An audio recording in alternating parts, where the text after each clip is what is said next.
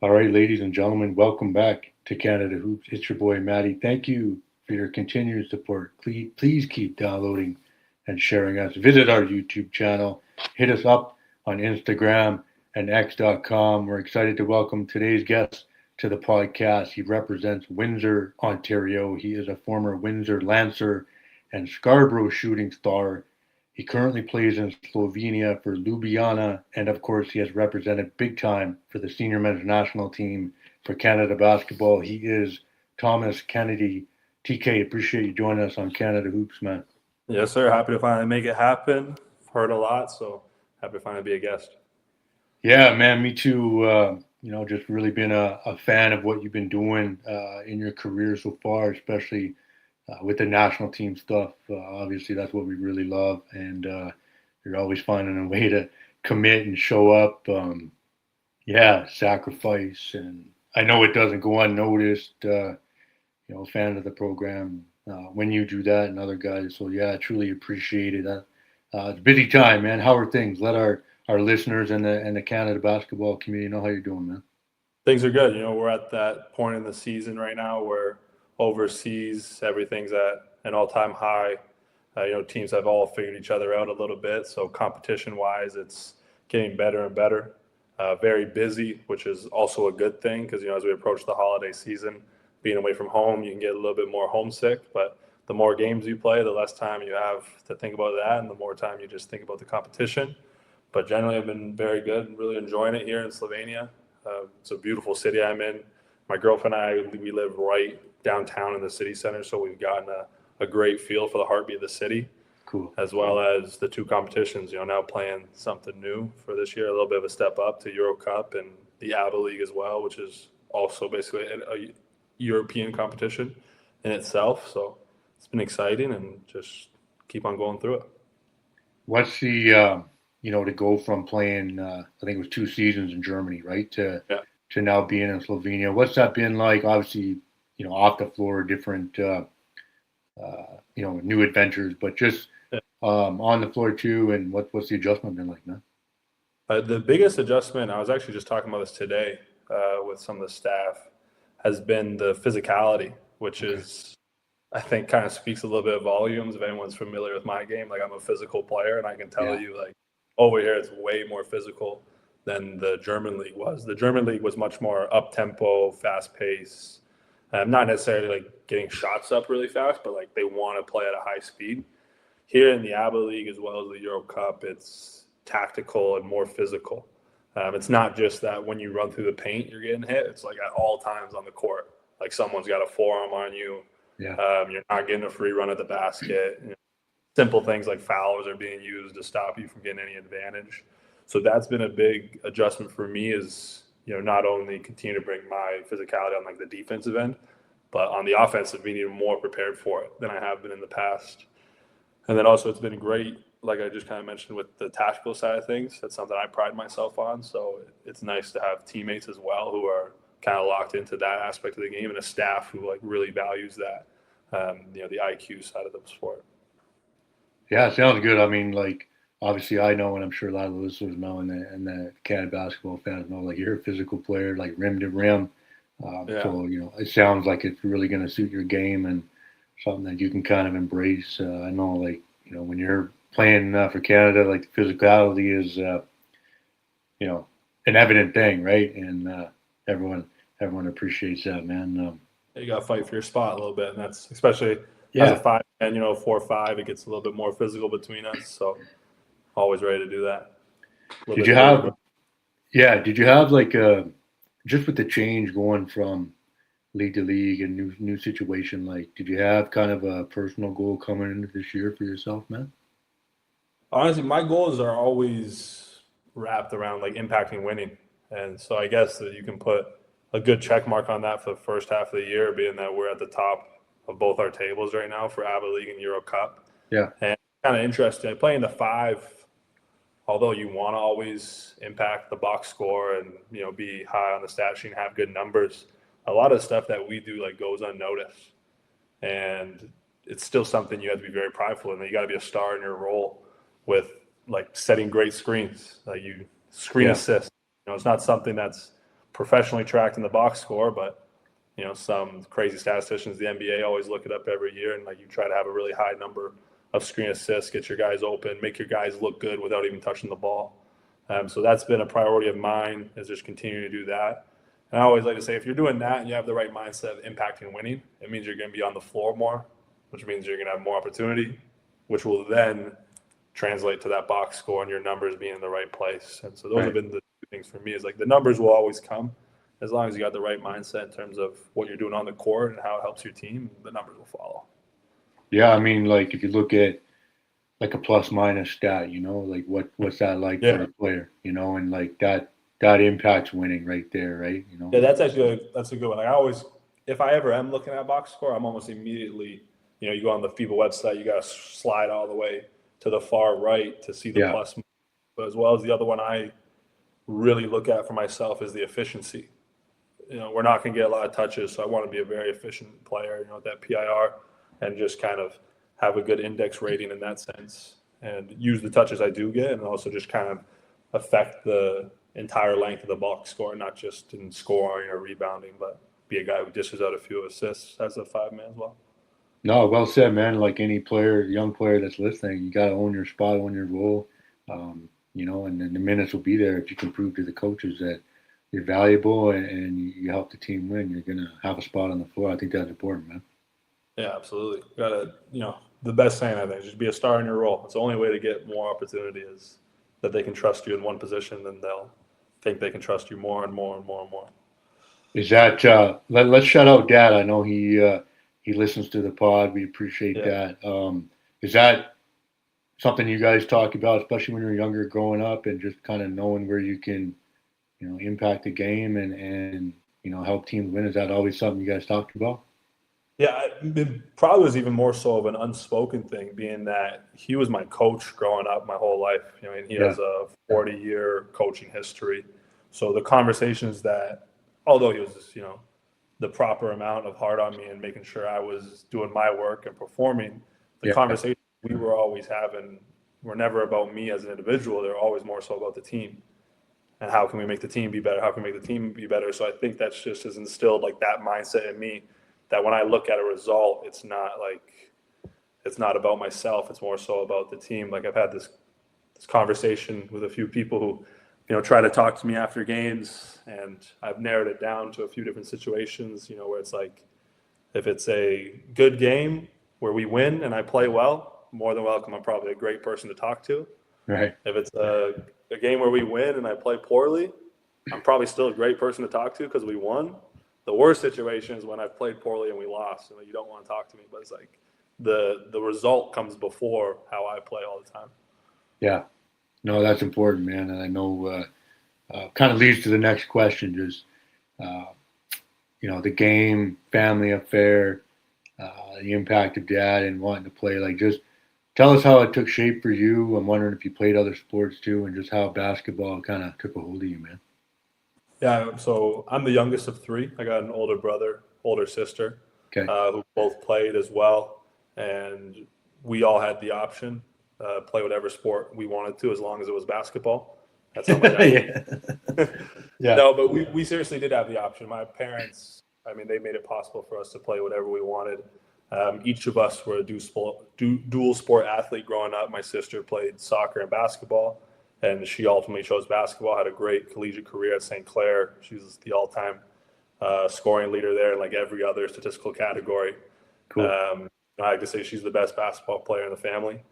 My brother played volleyball and basketball, and he ultimately chose volleyball. He played at St. Clair as well in Windsor. And then I was a football player. I was a quarterback. And and then it was basically about grade 10. So when we're just turning 16, that was usually my dad, but our parents would sit each of us down. It's like, hey, you got to pick one. Not only is it, a money thing. It's like we can't, now it's like sports are serious. They cost a little bit more money. Yeah. But it's also like a time thing. If you want to be good at this, you got to put your whole effort into it. It's like how my dad framed it is like, you can't be a quarterback in October and then a basketball player in November, because like if you fall and you break a wrist, like what are you going to do? Your basketball season's done. So I switched to volleyball for the end of high school, but I mean, basketball is always going to be the decision. I loved it from the start.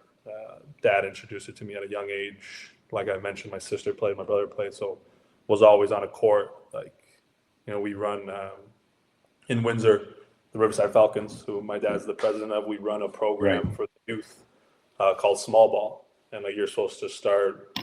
Usually, we bring in like SK, like JK, so 5 to 6 years old is like the first age group. Yeah. I was at like 3 years old because I was there with my siblings, right? So it's like from when I could walk, I was touching a basketball, and it was always going to be the path for me. Yeah. I mean, what are the what are the pickup games like with the family, man? Ultra competitive, a lot of trash talking. Like, who's winning, man? So with our immediate family, there's not much pickup games that go on, Okay. but the competitive nature doesn't end just in our family. As you extend further, I got an oldest cousin who played quarterback at the University of Windsor. He's in the Hall of Nice. Fame there. Nice. And I'm the youngest out of all my cousins on my dad's side. He's the oldest. And him and I have an ongoing competitive feud. And he tries to argue it, but unfortunately at this point, the one-on-one games have had to stop because I can't afford certain physicality in the summer. And I talk about the ABBA league being physical, but the most physical league I play in is his and I one-on-one league. Him being a football player, he doesn't exactly understand what a foul is.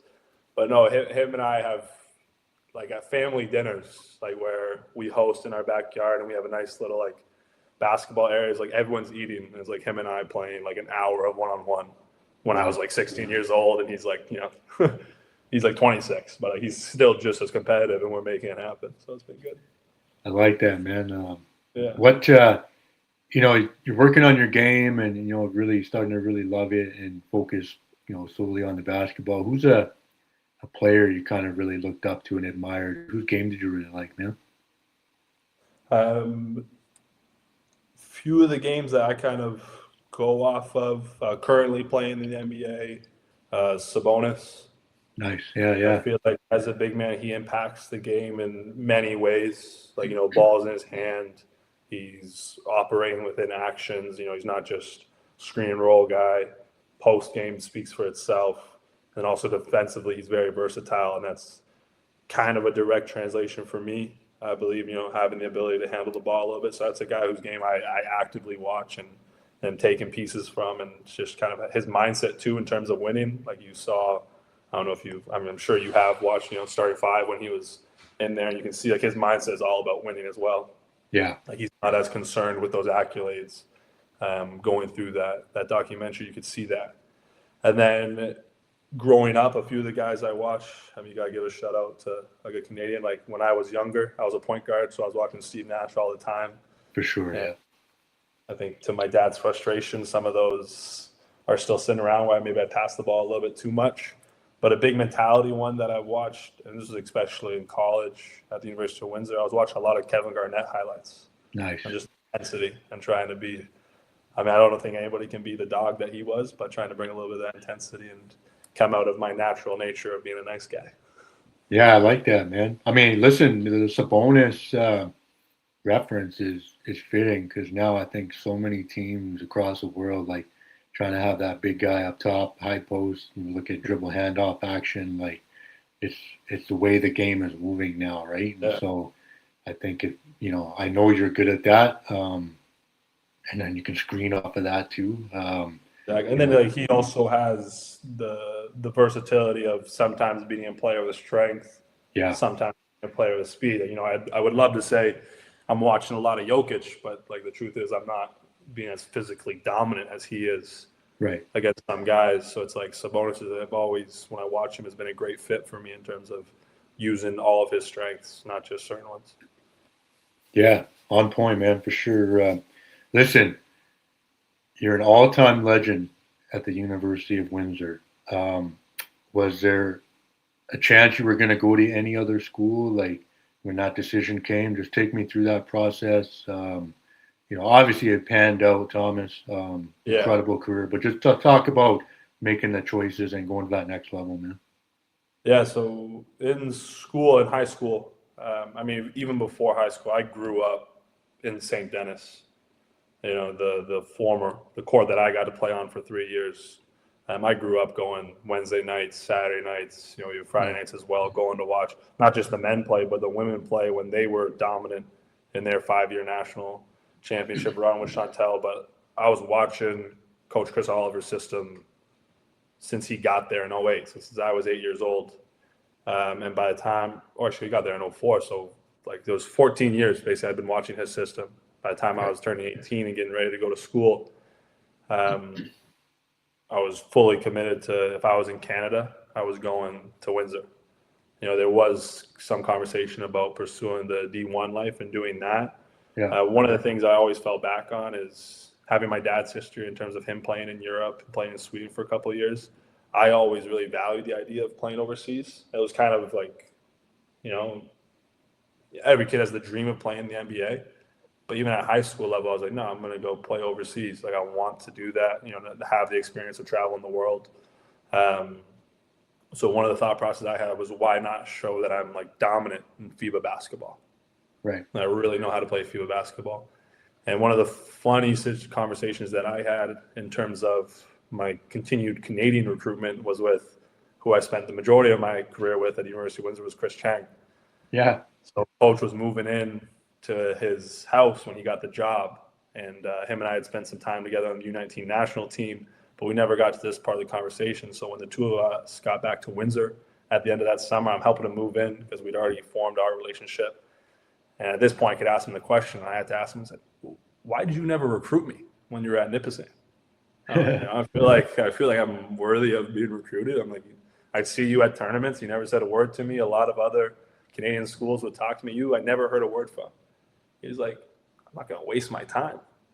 Right. He's like, I live 6 hours away, and I knew that if you were going to stay in Canada, you were going to Windsor. He's like, everybody knew that. Yeah. So it was kind of just like, I don't know. I'm a Windsor boy. I always loved the situation there. The only thing that I had considered was the Division I route out of high school. But a lot of those schools that were recruiting me wanted me to do a 5th year. Okay. And then this is where my mom's impact comes in the conversation. Her analogy was, academics and maturity come before athletics, and like, are you ready to go to school? Right. And academically, I had everything done. I was, pretty good student in high school, on the honor roll, dean's list, those kind of things. So I was ready to go to school. And maturity rise, I was ready to go to school. I really didn't want to do a 5th year.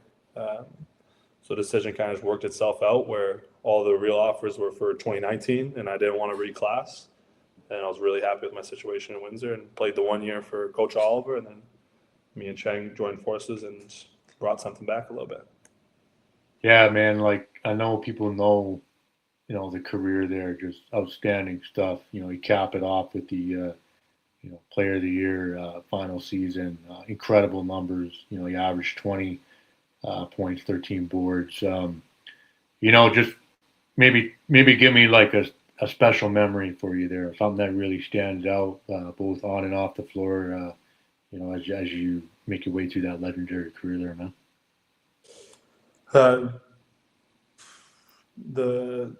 The first one, this would, I guess, would generally be off the floor, and just because I think it's had a very unique impact on my career.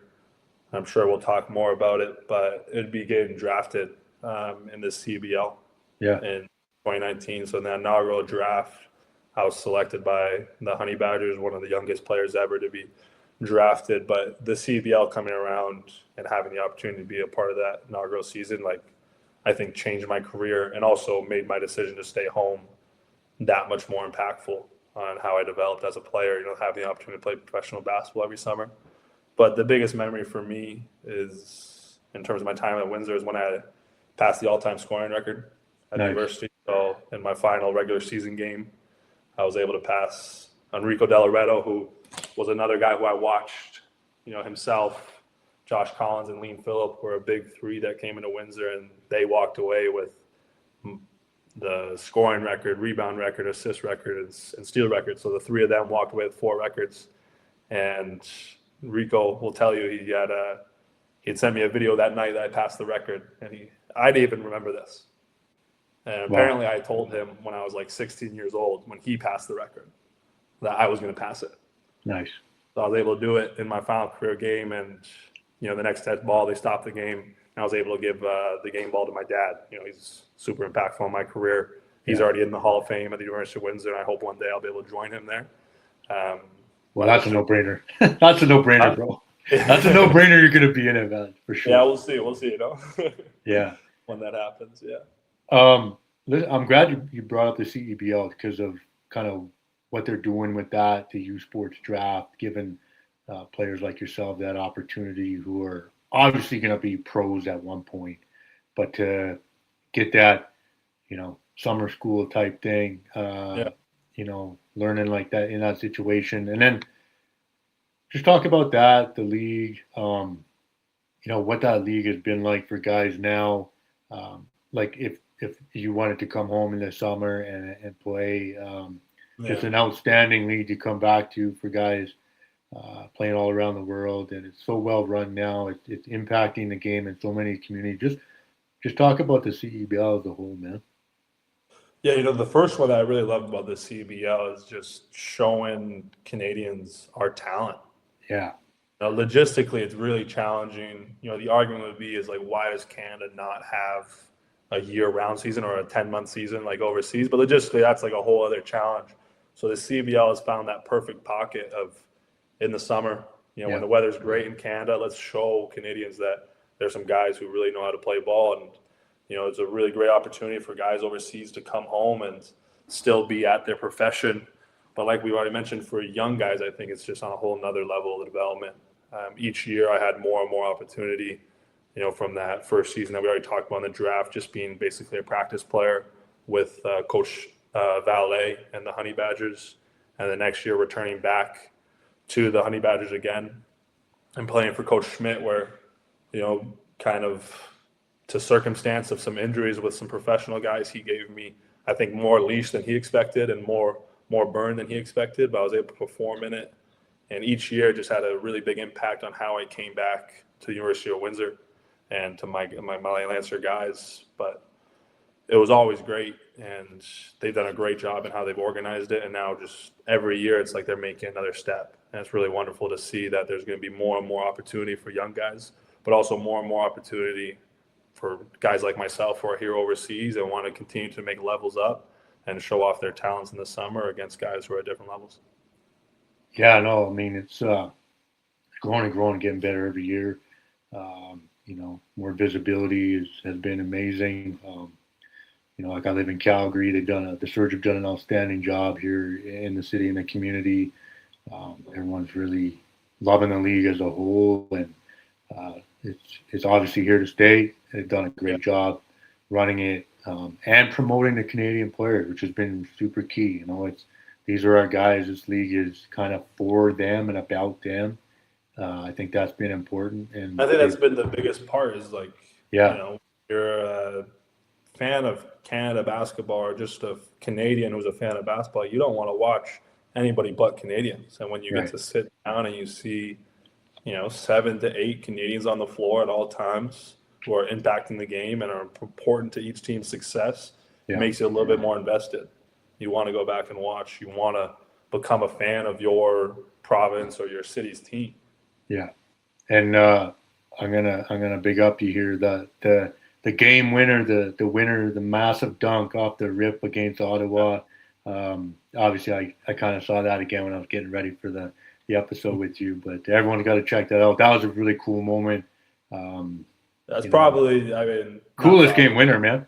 Straight up. Yeah, in terms of like basketball highlight, it's probably the highlight of my career right now. And I love talking about it, but there is a part of me that hates talking about it because Cadre is like my guy. Like So maybe I like talking about it, but I don't like showing it because it's like, oh, okay, who was that? I don't want to talk about who it was. That's my guy. It's funny you brought that up because obviously right at the end, like the clip is great, right? And it's on top of Cadre, and he's joined us. Shout out him too, like and he's like a USports legend, a guy who I watch playing. Like this is you're talking about USports legends. That was one of the ones.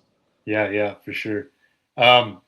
Just talk about making the pro journey and that next step where you start in Germany. A little bit of pro taste with the CEBL too, but just take me through that and how you got started, why that league, and just kind of what you're looking at, man. So coming out of school, signed with an agent, and then got the opportunity to play for Scarborough Shooting Stars that summer, which was really a great opportunity because they Yeah, wanted me to come in and be really impactful. And like they were, shout out Lo and Nico, and they weren't approaching me as a U-Sport player anymore. I was like, no, you're coming, like already you're a professional. yeah, Uh, I signed like a real contract, a not a development contract anymore. So like my first professional contract is actually with Scarborough. Um, and I go into summer, I was able to carry some momentum, and then the overseas phone calls began to happen. And from the start, even in February of my senior year at University of Windsor, when I was talking to multiple agents about who I was going to sign with, each of them had mentioned the idea of the Bundesliga, the BBL in yeah, Germany, and that it's a really good platform. And if you can get your foot in the door there, that would be a great spot for you. That would be a great spot. Like I heard this on a countless number of conversations. So in the summer, as soon as the one team made the inquiry, and that being Telecom Bonn, who I'm really close with, everyone, even management there, coaching there, and a few players who are still there. yeah, It kind of became a no-brainer. They didn't know that. We definitely positioned ourselves that negotiate and make things happen a little bit better out for me. But basically, when they called, and my agent relayed the information, I said, yeah, like make it happen. Like we weren't going to ask for much more. We're going to do anything. It was like, yeah, make it happen.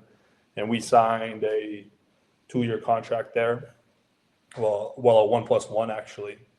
And what's interesting about the start there is within 10 days of being in Germany, I had partially ruptured my MCL. right, So immediately in the training camp, I had fallen, just slipped, really, like no contact injury, and I was sidelined for 3 months. right, Again, everything in the moment seems like it's the end of the world, but if you look back on it, that sideline was a blessing for me. okay, Not only getting used to the lifestyle of being overseas, getting used to watching the game and learning more of the game, but also it gave like the rest of my body an opportunity to rest and recover, because for the 3 or 4 years prior to that, like we've already talked about, I was going from USports season to CBL, yeah, USports season to CBL, mixing in Canada basketball events there as well. So it's yeah, like I had not taken a break for like 2 or 3 years. So getting that 3 months was like great for the rest of my body. I returned in December, and by the end of January, and I mentioned it was a 1+1 telecom, and already made the decision to bring me back for the right, next year. So, and then that certainty coming out of my first year was also a really big piece, allowed me to focus on development pieces in the summer and not be worried about a contract, which was really great.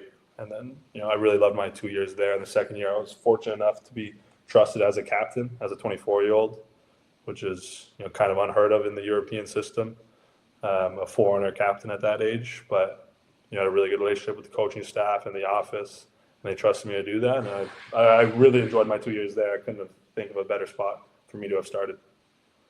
what I got kind of two questions loaded up. What the rebounding ability, TK? Like you're such a physical. We've talked about you being a physical player, really Yeah. rim to rim, strong screener, but the ability to really like be effective on the glass. Like is a lot of that natural, or is that something that you've worked on a lot too? Maybe just talk about that ability because it stands out, man. Yeah, I think that one's just like a mindset thing in terms of like control what you can control. We've all heard that saying, and something I definitely embrace as much as I can.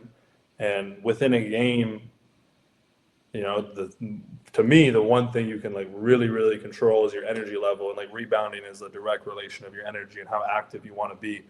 Right, Um, and I can't guarantee you how many offensive touches I'm going to get. I can't guarantee you when I get those offensive touches what they're going to look like. Like, are they going to be contested? And then when I do shoot it, every shot is 50-50. You either make it or you miss it. But like a rebound, when that ball is up in the air, you can make sure that ball is 100% yours if you're going to go get it and be physical and go get it. And that probably starts from my dad's Coaching at a young age, but also my mom from the sidelines as well, being like, take care of the glass. Something that she sees. She's a big fan of basketball, and she knows that if I can do that, it can take me places. Yeah, I like that, man. I mean, it's another thing now. Keep a guy on the floor too, right? Like we talked about. I think that's important. We got, the Kawhi shirt from back in yeah. for the Raptors. Boardman gets paid, and that's the truth of it. If you can control the glass as well as be an impact on the offensive glass, create more possessions for your team, you're a positive when you're on the court. What's the best part about being a pro, and then maybe what's the most difficult part about being a pro, man? Well, that's a great question.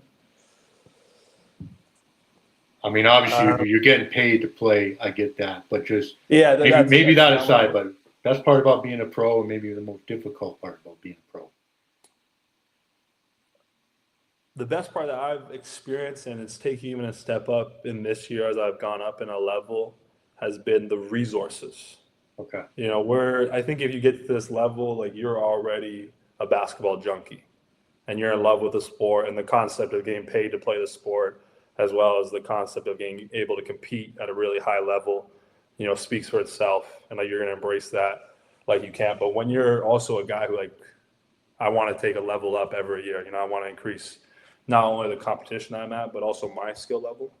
And the resources here in Ljubljana reflect that. And it's it's just like really nice to know, like when I want to go get extra shots up, when I need a little bit more treatment, like those things are there. And that's the lifestyle of being a pro. When I'm on the phone with my dad, like he's always saying that, oh, that's the life of being a pro. Huh? That's one of his favorite lines when we're on the phone.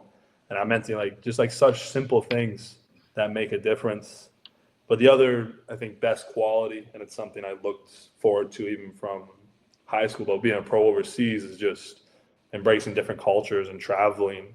The stuff away from basketball is amazing. I can be having the worst of weeks on the basketball court, but I'm living a great life over here in Europe, enjoying it, traveling all the time, here with my girlfriend, stuff that people dream of. And you got to remind yourself of that because I think that's a perfect segue into what, I guess, the worst part of being a pro, or specifically in our situation when we're overseas, is definitely just being away from your people. Right. This year, I've mentioned it a few times, but me and my girlfriend get to live together this year. She just finished her nursing degree, so she's been able to move in with me and being over here as she pursues her master's in nursing as well. So that's made it a little bit easier, but I'm a big family guy. And being away from my family, especially as we approach the holidays here, is definitely difficult. Right. But again, you got to remind yourself that you are living other people's dreams, and you got to enjoy it and embrace it every step of the way. Why do you think, this has been something that's come up before with past guests, but Canadians seem to, do well overseas and lifestyle and adapt. And I think that's, maybe it's just how we are as Canadians back in Canada, but is that something that comes up? I feel like conversations have been people have really embraced it, where maybe say an American player may not as much. Why do you think Canadians do a little better job with it, man? I think So I think in the more broad scope of Canadians doing well over here, I think it's definitely because of the cultural differences we see in Canada when we're at home growing up. You're attuned to every culture.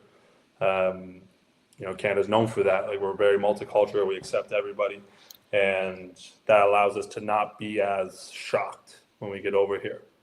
You've seen different things. I'm sure.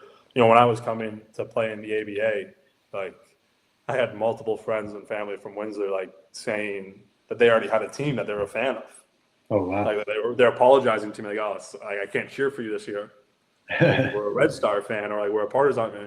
Two of the biggest clubs here in the ABA, and it's so just that you have connections immediately. Whereas people are also saying, hey, if you're going to go to this part of Croatia, give me a call and I'll call part of my family. So we have connections coming over here. But one thing I've kind of been realizing as well is not only Canadians, but also USports Canadians are particularly successful over here.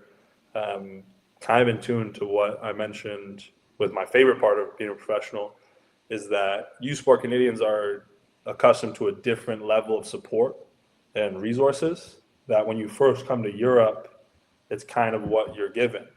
Right. All the resources aren't there right away. All the support isn't there right away because you've got to really work your way up in Europe from level to level. Not many get the opportunity to immediately jump on, the biggest stage. And as USport Canadians, we're kind of used to that, of making our own way. At the USport level, it's much different than the Division I level, where things aren't handed to you at the Division I level. You still got to take care of yourself, but the resources are there to be had. In Canada, it's not like that. It's getting better, but it hasn't been like that. You got to kind of carve your own path, and you already have that nature when you come over here, and you continue to do that. So I think it's been helpful for a lot of those USport Canadians, myself included. Yeah, no, good insight, man. I think, and it's different now overseas too. Like, if you talk to some older players, like how they had to navigate, I think the information and the knowledge now is a lot better. And Canadians are impacting it quite a bit over there. Yeah, that's probably another point. That's probably another point in that how small but growing the Canadian basketball community is. Yeah. Is that there is not one Canadian that I come up against or I'm in the same city as, and we're not connecting. Right.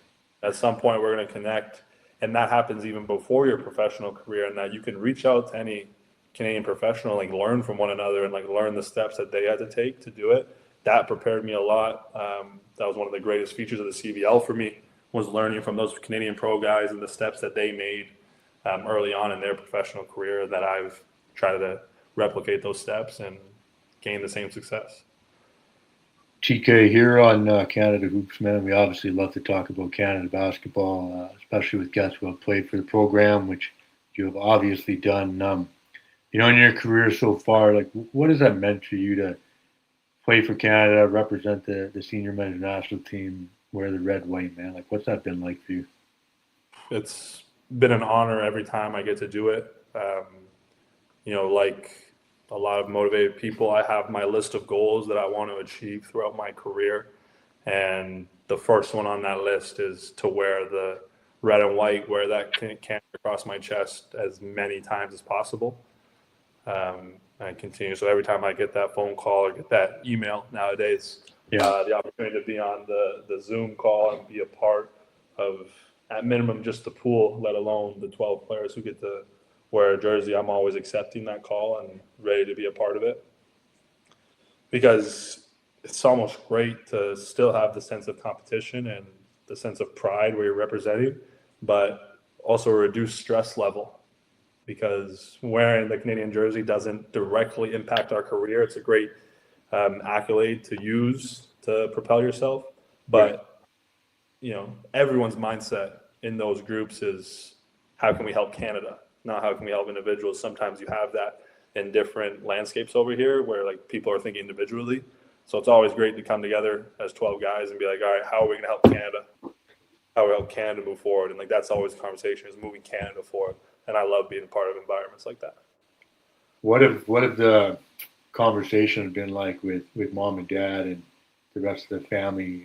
Because when I talk to a player, there's so much pride going with wearing Canada on the front, but there's a lot of work and sacrifice to put Kennedy on the back too, right? And what are those conversations been like with the family when you get the call and you're gonna go play in the EuroCup, or you're gonna play in these last window qualifiers for the World Cup? What are those chats been like, man?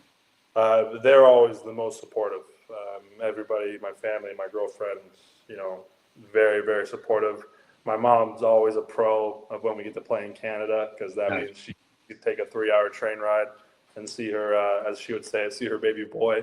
So, she was up there in Toronto when we played that game in the Matinee. Nice.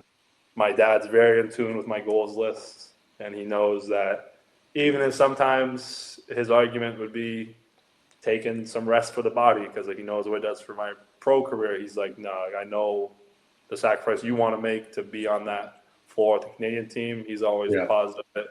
And then my girlfriend as well, she was kind of sick that I got 5 days in the Bahamas and a short trip back home to Ontario, but she's very supportive of it because she knows what it means to me to be with that group and be wearing that red and white, like you said.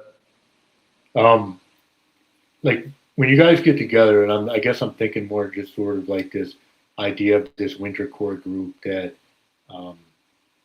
gets this qualification done.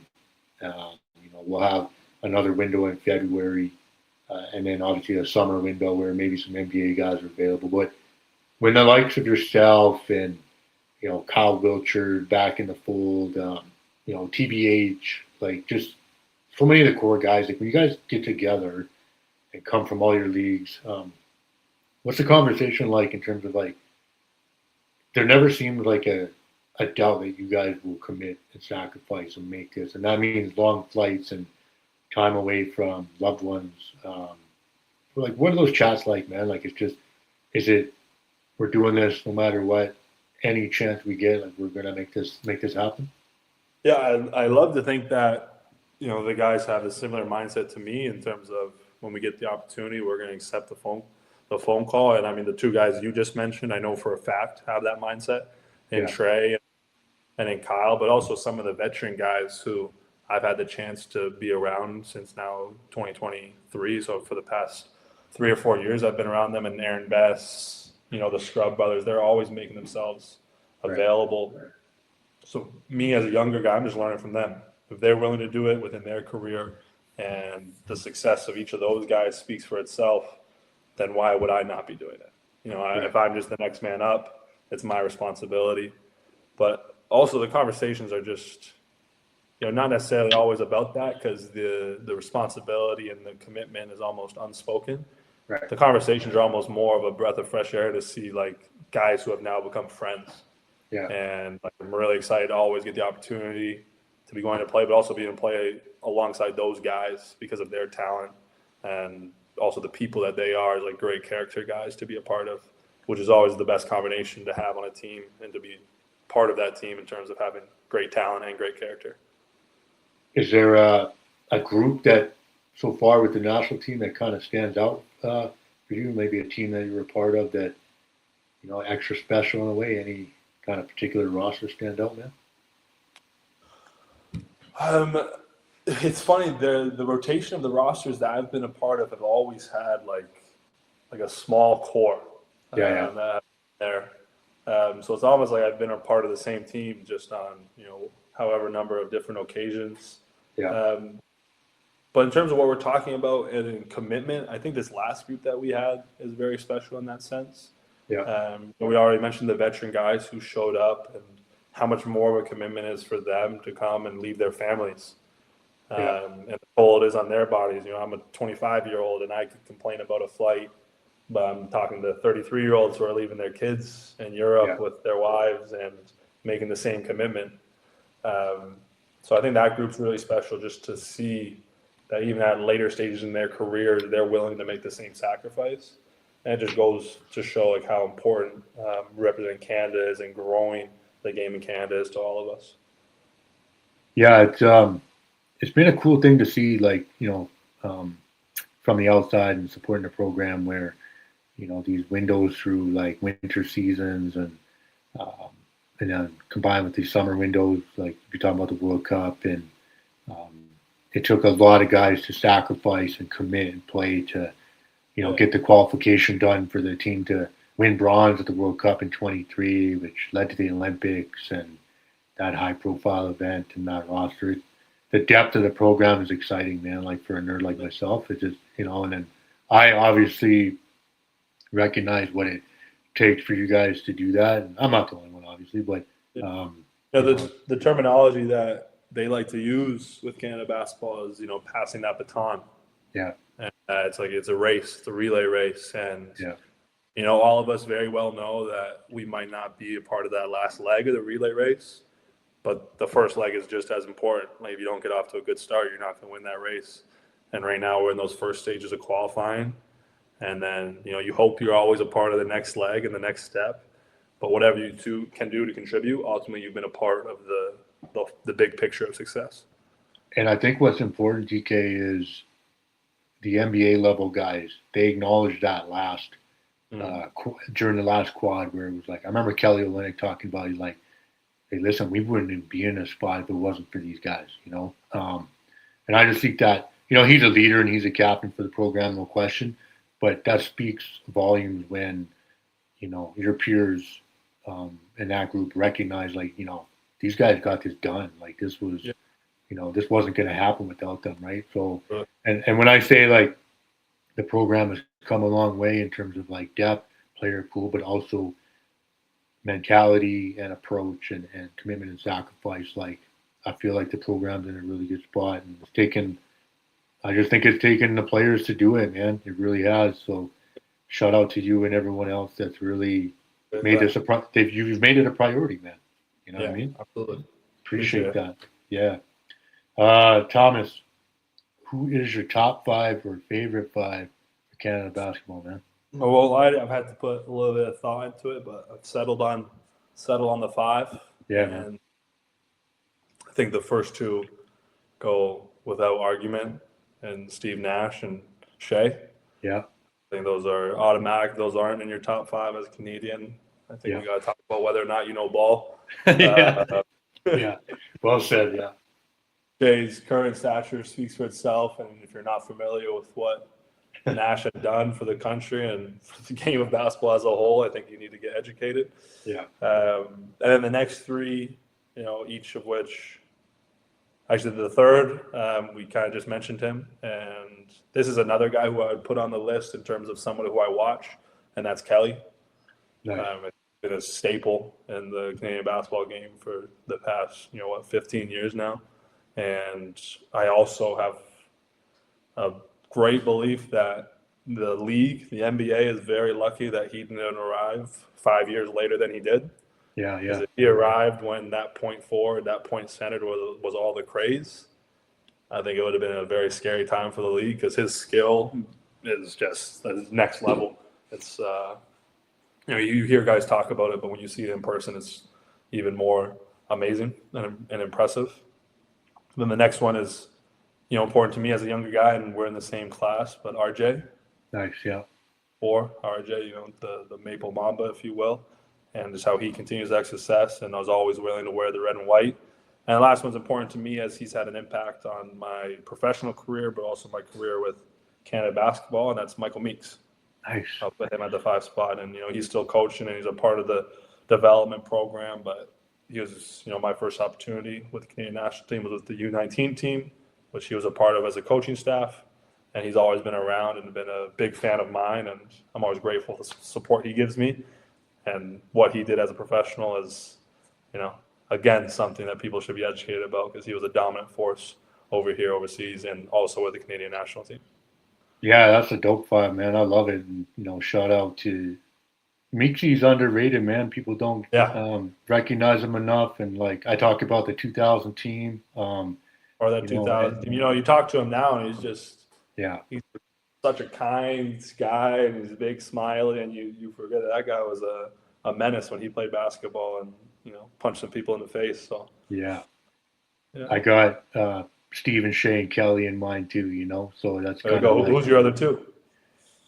So I love Carl English, man, and his story. And when he repped for the program, when the program didn't have a lot of money and kind of struggling and whatever. And Carl was our very first guest quite a while ago, and kind of developed a bit of a friendship in a sense. And I would just really loved his story in small town Newfoundland. And I love Corey Joseph, man. Like, that's a Coach O he repped hard for the program for a long time too, and NBA champion. And I always had 4, like Steve Kelly and Kojo and Carl, and then like I kind of wavered on and then now with Shea, it's just like he's undeniable. Undeniable, man. And to follow up an MVP season with what he's doing right now, I think he just keeps that argument going for himself. Yeah, hard to dispute that, man. TK, who should pull up on the podcast, man? Who should join us? Who's got a good Canada basketball story? We might have to lean on you to help us out a little bit, but he always got a really interesting story and another USport guy for you. And I don't think he's been on the pod yet. Has Debo been on the pod, David? No. Okay. Listen, if we can I think he's a guy who could get on the pod. He's got a very interesting basketball story. Him and I have not only had the pleasure of playing with the national team together, but the Scarborough Shooting Stars, both of our first professional stops. And he's now playing at a very high level in Germany in the Champions League as well. Yeah. So, I'll let Debo know, but if he's not hearing it right now, he's probably should stop in and make an appearance. Yeah, we're coming for you, man. Actually, it's funny you mention him because I think as we were starting to connect, I had sent him a message, but guys are busy and whatnot. So he'd be great for sure, man. I love the USport connection, big time. Gotta have the USport, and we both had the same senior year there, and he was the defensive player as I won the Player of the Year that year. So it was a special time for both of us. Thomas, any shout outs or thank yous, man, before I get you out of here again? Truly appreciate it. I want to just thank you just for what you're doing for the game of basketball. We feel your support as well as, your gratitude for when we represent, but what you're doing is shining a spotlight on it for each of us, and that's really important. It's the only way it can grow is with more visibility, and, inviting me on it as well. I'm happy we finally made it happen. I know we've been, maybe I pushed it off a few too many times, but I'm very happy I got on now. No, I appreciate that. Hey, listen, man, I know time is tough sometimes, like no question, and it's never something I worry about, man. Yeah, I appreciate that, and it's been an honor to have you join us, man. Yes, sir. I'll be a continued listener. Don't worry. Yeah, we love that, man. That's a wrap on another episode of Canada Hoops. I want to thank TK Thomas Kennedy for pulling up. Thank you for listening. Remember to rate and review us wherever you get your podcast. Check out our YouTube channel. Hit us up on Instagram and X.com. Keep supporting Canada basketball and our Canadian Hoopers, and we will see you on the next episode.